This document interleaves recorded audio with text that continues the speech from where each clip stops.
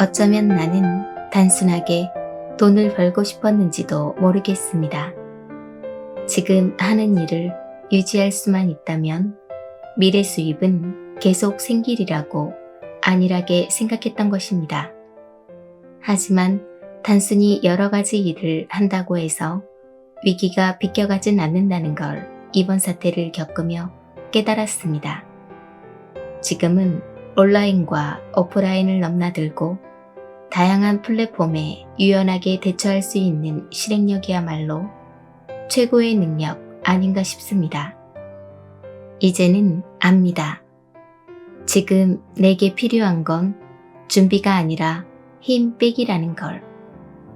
잘하고 싶은 마음이 아무리 크다 해도 처음부터 잘할 수는 없다는 걸 인정해야 합니다. 어설프게 시작해 점차 나아지는 게 정석이지 완벽한 모습으로 시작할 순 없다는 진리를 받아들여야 합니다. 불행해지는 건 세상에서 제일 쉽습니다. 내가 갖지 못한 것들을 욕망하면 됩니다. 남들이 가진 것에 관심을 가지면 됩니다. 욕망의 크기가 곧 불행의 크기인 셈입니다. 나는 그제야 내가 가진 것들을 얼마나 소홀히 대해왔는지 반성했습니다. 몰랐던 말도 아니지만 살면서 끊임없이 이리저리 흔들리지 않기 위해서는 주기적으로 되새기는 시간이 필요한 것 같습니다. 한국과학기술대학교에 다니는 학생에게 그려 공부를 못하면 기술이라도 배워야지 라고 조언했다던 어느 할머니의 이야기가 더는 우스갯소리로 들리지 않습니다. 평균 수명이 길어진 것과 달리 노동 수명은 줄어든 지 오래입니다. 점점 일자리의 안정성이 떨어지고 있다는 걸 모르는 사람은 없을 것입니다. 이제는 돈을 잘 번다는 개념이 많이 버는 것에서 오래 버는 것으로 그 가치가 이동했다는 생각이 듭니다. 그 가치를 실현할 수 있는 사람이 되려면 역시 기술이 있어야 하지 않을까요? 당연히와 절대로란 두 단어가 왜 사람 속을 뒤집어 놓는 말인지, 왜 삶을 피곤하게 만드는 말인지 이제 조금 알 것 같습니다. 이 말들은 내가 나 스스로에게 족쇄를 채우게 했습니다. 나도 모르게 내 행동에 제약을 만들고 불필요한 원칙을 고수하느라 보이지 않는 틀에 갇혀 옴짝달싹할 수 없게 만들었습니다. 두 단어를 더는 입에 담지 않음으로써 나는 예전보다 더 자유로워졌습니다. 사람 사이의 거절도 하나의 말하기입니다.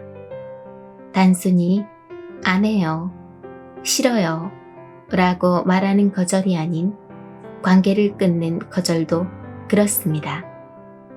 말을 잘하는 사람이 되고 싶다면 딱 하나만 생각합시다.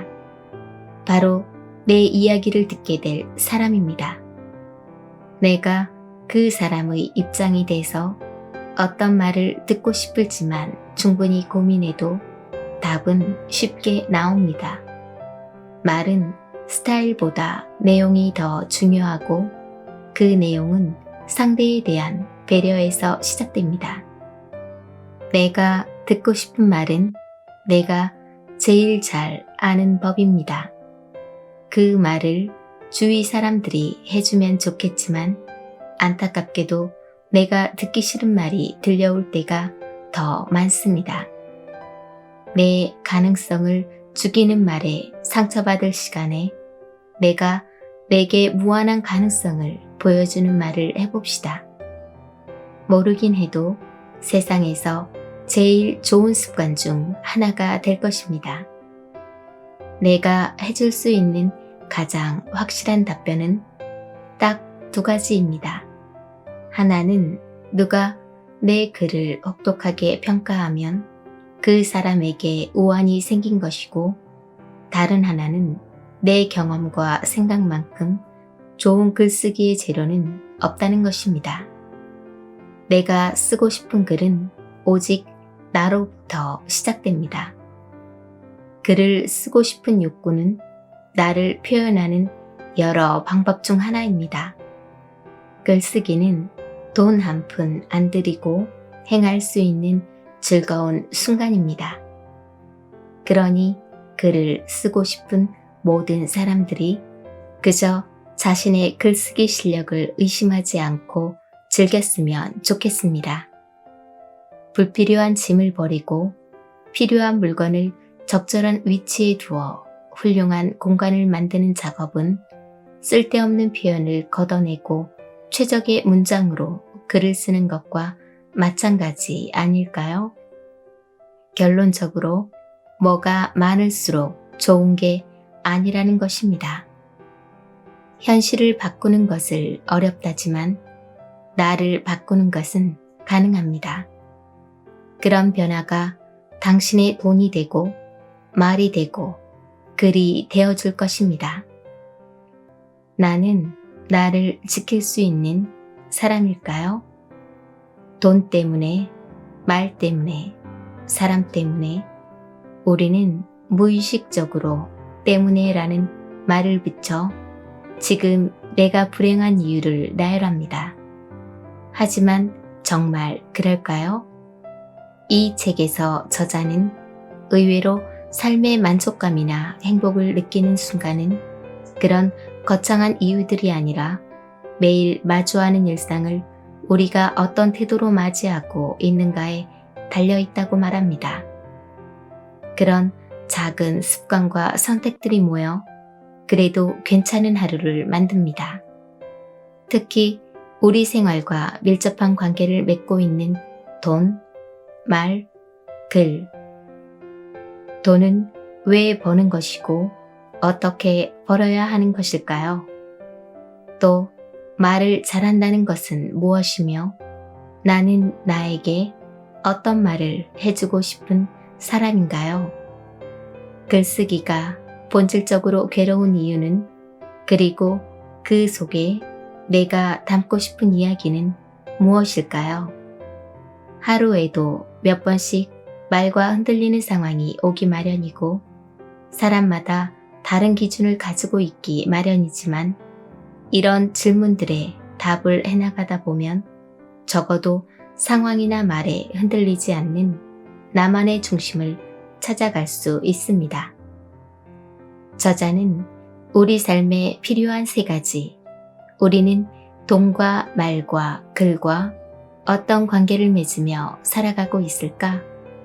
혼자서도 돈 없이 당당하게, 말에 흔들리지도 않고 단단하게, 나를 지키는 글쓰기로 행복하게, 자발적이고 홀가분하게 인생을 사는 법을 이야기합니다. 안녕하세요. 여러분들의 행복을 응원하는 스타북스 별책입니다. 오늘 만나는 책은 그래도 괜찮은 오늘을 만드는 최소한의 습관, 돈, 말, 글입니다. 저자는 정은길, 출판사는 한국경제신문입니다. 다음은 돈, 말, 글 책 속의 풍족한 삶은 어떻게 완성되는가 부분입니다. 오늘도 별책과 함께 한층 성장하는 보람된 시간이 되었으면 좋겠습니다. 여러분들의 구독과 좋아요, 알림 설정은 별책의 힘이 됩니다. 우리의 성장을 위한 책 읽기를 시작합니다.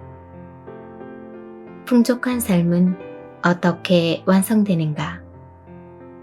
돈을 모으고 싶다면 방법보다 이유를 찾자. 초등학교 2학년 때부터 할머니, 할아버지와 함께 살았던 나는 어느 틈엔가 돈에 민감한 사람이 됐다. 방과 후 친구들과 떡볶이를 사 먹으려 해도 돈이 필요했고, 문제집을 사고 학원에 다니는데도 하다못해 시험 기간에 독서실에 가려 해도 돈이 필요했다. 어른들은 학생이 무슨 돈이 필요하냐고 하지만 숨만 쉬어도 돈이 나가는 건 애나 어른이나 매한가지라는 걸 너무 일찍 알아버렸다. 하지만 할머니와 할아버지는 돈의 필요성을 나만큼 느끼진 못하셨던 것 같다. 아니, 그보다 워낙 가난하고 어려운 시절을 살아온 분들이라 지독하고 투철한 절약만을 꼭 지켜야 하는 법처럼 생각하셨다. 특히 할머니의 절약 정신은 상상을 초월했다. 한 번은 초등학교 미술 시간에 빨랫비누로 조각을 한 적이 있었다. 준비물로 빨랫비누를 챙겨가는 내게 할머니는 조각하고 남은 비누를 꼭 가져오라고 신신당부하셨다. 미술 시간이 끝난 후 친구들이 자신의 조각품을 챙기는 동안 나는 미리 준비해간 주머니에 조각하고 남은 빨랫비누를 담았다. 그때 처음으로 친구들이 내 뒤에서 수군거리는 소리를 들었다. 아이들의 놀림이 마음의 상처로 남은 건 아니지만 굳이 남은 빨랫비누까지 챙기지 않았다면 좋았을 텐데 싶다. 중고등학교 때는 시험 기간만 되면 늦게까지 공부하느라 불을 켜놓는 나 때문에 할머니는 안절부절 못하셨다. 나도 모르게 깜빡 잠이라도 드는 날이면 이른 아침부터 전기세 아깝게 왜 불을 켜놓고 잤느냐는 꾸지람을 들었다. 당연히 날선 구박은 아니었지만 순수하게 전기세를 걱정하는 절약 습관에 서운한 마음이 전혀 없었다고는 말 못하겠다. 상황이 이러니 독서실에 가겠다는 말이나 문제집을 더 사달라는 말은 꺼내지도 못했다. 나는 집에서만 공부했고 새 학기가 되면 헌책방에서 문제집을 샀다. 본격적인 시험 기간 전 지우개로 중고 문제집의 풀이 흔적을 지우는 일은 내게 일종의 의식과 다름없었다. 로마에 가면 로마법을 따라야 한다고 나는 그런 할머니의 절약 습관에 불만을 갖는 대신 발을 맞추기로 했다. 어차피 내가 원하는 모든 것을 요구할 수 없는 상황이라 내가 내린 결론은 하나였다. 나를 책임질 사람은 나뿐이다. 이때부터 나는 필요한 것을 마련할 수 있는 돈을 모으기 위해 절약과 저축에 매진했다. 초등학교 때는 집 안에 굴러다니는 동전을 남김없이 주워가며 저금했고 중학교에 입학하고 나서는 내 이름으로 된 통장을 개설해 여기저기서 받는 용돈을 모조리 입금했다. 그렇게 차곡차곡 돈을 모으며 생각했다. 돈 때문에 하고 싶은 일을 포기하는 상황은 절대 만들지 말자고. 특히 나는 내게 집을 사주고 싶었다. 그래서 돈을 벌기 시작한 뒤로 꼬박 7년 동안 매달 100만 원씩 저금해 1억 원을 모았고 앞서 말했듯 29에 첫 집을 샀다. 나는 내게 어학연수의 기회도 주고 싶었다. 그래서 대학교 3학년부터 1년 가까이 아르바이트를 해서 모은 1000만 원 중 700만 원을 들고 4학년 2학기 기말고사가 끝난 다음 날 호주로 떠났다. 결혼 후에는 남편과 함께 1년 동안 세계 여행도 하고 싶었다.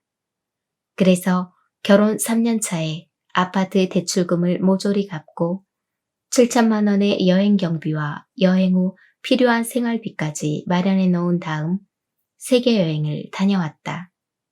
이런 나의 절약과 저축 이야기를 담은 생활 재테크 책 적게 벌어도 잘 사는 여자의 습관을 보고 몇몇 독자들은 나는 이렇게까지 돈을 아끼면서 살지는 못하겠다는 후기를 남기기도 했는데 나는 정말로 힘들지 않았다.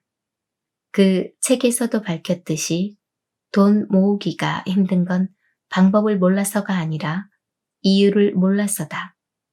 내게 더 많은 기회를 주기 위해 돈을 모은다는 명확한 이유 덕분에 절약과 저축은 내 일상이 될 수 있었다. 이제 와서 생각해보면 할머니는 나를 끝까지 책임지고 싶으셨던 것 같다. 내가 대학교에 진학하고 결혼을 할 때까지 나를 맡으셔야 할지도 모르니 최대한 돈을 아껴야 한다고 생각하신 것이다. 대학교 3학년 때부터는 엄마와 살게 됐지만 할머니의 그런 마음만큼은 지금도 진심으로 감사히 생각하고 있다. 급식도 없던 시절 점심과 저녁에 먹을 도시락을 매일 2개씩 싸주시던 할머니의 정성은 결코 값으로 매길 수 없다. 할머니에게 돈이 나를 책임지기 위한 수단이었듯 내게도 돈은 단순한 돈이 아니었다. 여러 가지 경험을 할 수 있게 해주는 기회의 수단이었다. 나는 돈 부족을 이유로 하고 싶은 일을 포기하고 싶지 않았다. 그래서 돈을 모으는 일이 생각보다 힘들지 않았다. 당장의 인내가 훗날의 기회가 돼준다는 걸 알고 있었으니까. 돈은 쓰기 위해 존재하는 수단이다. 어디에 돈을 쓸 때 내가 진정으로 만족할 수 있는지를 찾는 일은 그래서 중요하다. 같은 돈을 쓰더라도 의미 없이 쓴 사람은 허무함을 느끼고 원래의 목적대로 원하는 곳에 돈을 쓴 사람은 뿌듯함을 느끼기 때문이다. 힘들게 번 돈을 무의미하게 쓰지 않기 위해서는 미리 돈의 사용처를 생각해둬야 한다. 그래야 돈을 모으는 일이 수월해진다. 이렇게까지 해서 돈을 아껴야 하나가 아닌 이렇게 모은 돈으로 내게 좋은 걸 해줘야지가 될 수 있다. 모든 일이 관점의 차이라지만 돈을 아끼고 모으는 일에도 올바른 관점은 필수다. 투자의 기본은 첫째도 실행, 둘째도 실행. 29이 됐을 때 생애 첫 집을 구입했다. 7년 동안 절약하며 꾸준히 저축해 1억 원을 모은 덕분이었다. 하지만 결과는 그리 좋지 않았다. 돈을 아끼고 모으는데 쓴 시간과 노력에 비해 좋은 집을 알아보는 데 들인 발품이 보잘것없었기 때문이다. 나는 엄마의 지인이라는 부동산 중개인의 말만 듣고 잠깐 구경한 집을 덜컥 사버렸다. 대출을 받는 게 너무 겁이 났던 나는 수중에 있는 돈으로만 집을 사고 싶었다. 그러다 보니 주로 오래된 반지하 빌라들이 후보가 됐고 그중 1990년대에 지어진 집 하나를 구입했다. 만약 지금 다시 선택하라고 한다면 무조건 전세를 끼고 아파트를 샀겠지만 그때의 나는 그게 최선이라고 생각했다. 주소상으로는 반지하였지만 건축물 구조로는 1층인 점도 나쁘지 않다고 스스로를 설득했다. 서울시 동작구, 그것도 지하철 7호선 남성역에서 도보 5분 거리에 있는 집이었다. 집은 리모델링을 거쳐 나름 살만한 집으로 변신했다. 방 3개, 화장실 하나, 주방과 거실이 있는 반듯한 집이었다. 어두운 집안 분위기를 바꾸기 위해 조명을 전부 교체했고 새로 한 도배와 장판은 새 조명 덕분에 더욱 빛을 발했다. 화장실과 싱크대 공사도 했고 보일러까지 새 걸로 바꿨다. 밖에서 볼 땐 낡은 집이어도 안은 괜찮았다. 그런데 들어가서 살아보니 정말 인테리어만 괜찮은 집이었다. 주차도 불편했고 소음에도 취약했다. 다른 집에 사는 사람이 우리 집 앞에 쓰레기를 버리다 딱 걸린 적도 있었고, 가파른 언덕 탓에 근처 슈퍼에서 간단한 장을 보는 것도 꺼려졌다. 결국 얼마 못 가 부동산에 집을 내놨다. 2년 만에 샀던 금액에 겨우 팔았으니 인테리어나 세금 등을 생각하면 결코 해피엔딩은 아니었다. 집을 살 때 그랬듯 팔 때 역시 이런저런 계산을 해볼 틈도 없이 그저 팔기에 급급했다. 기억에서 점점 희미해지던 그 집을 불쑥 떠올린 것은 쉐어하우스 시대가 온다를 쓴 김결 작가의 인터뷰를 하던 순간이었다. 그는 홍대에 위치한 반지하 빌라를 산 후 나처럼 리모델링해 여성 전용 쉐어하우스로 운영 중이라고 했다. 방 3개에 각각 30에서 40만 원 정도의 월세를 받고 있으며 이런 쉐어하우스가 4곳이나 된다고 했다. 김 작가는 처음 쉐어하우스를 준비할 때 자신의 결정을 응원해주는 사람이 아무도 없어 외로운 시간을 보냈다고 했는데, 만약 그때 내가 그를 만났더라면 그 누구보다 잘 될 거라고 말해줬을 것이다. 나는 실제로 쉐어하우스에 살며 좋은 추억을 만든 적이 있기 때문이다. 2004년 호주로 어학연수를 갔을 때 살았던 집이 바로 쉐어하우스였다. 혼자 사는 집주인이 남는 방 하나를 나처럼 잠시 머무는 학생에게 내주고 매주 방세를 받았다. 주방, 세탁실, 화장실, 거실 등 모든 공간을 함께 쓰고 방만 따로 썼다. 그 집에서는 아주 조그맣게나마 오페라 하우스도 보였다. 쉐어하우스가 아니었다면 결코 머물기 어려운 집이었다. 직장인이었던 집주인은 퇴근하고 TV를 볼 때면 내 일과를 물으며 말을 건넸다. 내가 한국으로 돌아오기 전날에는 함께 저녁을 먹으며 내 앞날을 응원해 주기도 했다. 내게 쉐어하우스는 따로 또 같이 살면서 혼자이지만 외롭지 않은 집이었다. 공동생활 규칙을 지키느라 귀찮은 점은 있어도 그 덕분에 서로 불편하지 않은 생활을 할 수 있었다.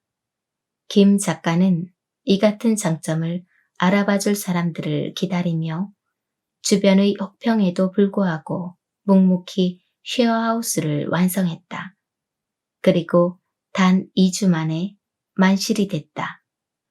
내 첫 집이었던 동작구 반지하 빌라는 방 3개에 주방과 거실이 제법 넓었고 유독 큰 안방과 공간이 넉넉해 조리하기 편리한 주방이 대표적인 장점이었다. 만약 그 집을 팔지 않고 쉐어하우스로 운영했다면 어땠을까? 차가 없는 직장인, 밤늦게 퇴근해 집에서는 거의 잠자는 시간이 전부이지만 아무도 없는 집에는 들어가고 싶지 않은 사람에게는 좋은 집일 수도 있지 않았을까? 지하철역이 가까운 집, 너무 좁지도 않으면서 보증금 걱정도 없는 쉐어하우스에 거주하고 싶은 사람이 분명 있었을 것이다. 그때의 나는 그 집을 빨리 팔지 못해 안달이었지만 만약 나보다 더 잘 이용해 줄 수 있는 사람에게 빌려줬다면 어땠을까 하는 생각이 그제야 들었다. 그러자 집을 빨리 처분하기 위해 시름에 잠겼던 과거의 내가 참 한심하게 느껴졌다. 심지어 나는 쉐어하우스에 살았던 경험도 있지 않은가. 집을 향한 시선이 단편적이었다는 점과 다른 활용 방법이 있을지도 모른다는 생각을 전혀 하지 못했던 그때의 내게 아쉬운 마음이 들었다. 오로지 나한테 불편하다고 나쁜 집이라는 결론을 내려버린 것이다. 물론 나는 집을 투자 대상으로 생각하지 않았다. 실거주 목적의 집을 사는 게 그때의 목표였기에 월세를 받는다는 생각은 꿈에도 하지 못했던 게 사실이다. 그걸 자각하자 뒤이어 그 당시의 명백한 현실이 생생하게 떠올랐다. 결정적으로 나는 그 집을 쉐어하우스로 운영할 돈이 없었다. 그 집을 떠나 이사를 가고 싶었고 그러려면 집을 팔아 돈을 마련해야 했다. 그 집을 쉐어하우스로 운영할 생각조차 하지 못한 나 자신을 이제 와서 한심하게 생각할 이유는 전혀 없었다. 그때의 내 현실이 그랬으니까. 그런데도 나는 쉐어하우스를 운영하는 김 작가의 이야기를 듣고는 한동안 10년 전에 팔아버린 동작구 빌라를 생각하며 내가 받았을 수도 있었을 월세 수익을 계산했다. 그런 생각을 하지도 못했으면서. 설사 생각을 했다 한들 실행으로 옮길 배짱도 없었으면서. 그때 그렇게 했으면 좋았을걸. 그때 이렇게 했다면 어땠을까 하는 생각은 지금의 내게 아무런 도움도 되지 않는다. 되돌릴 수 없는 과거는 있는 게 상책인데도 미련을 떨었다. 내 손을 떠난 지 오래된 집을 몇 날 며칠 생각하며 내린 결론은 딱 하나였다. 재테크와 투자의 기본은 첫째도 실행, 둘째도 실행이라는 것. 실행한 사람만이 결실을 누릴 자격이 있다는 것이다. 여기까지가 오늘의 책 내용이었습니다. 오늘도 힘내시고 좋은 날 만드시길 바랍니다. 내일은 더 나은 당신의 세상이 될 것입니다. 감사합니다.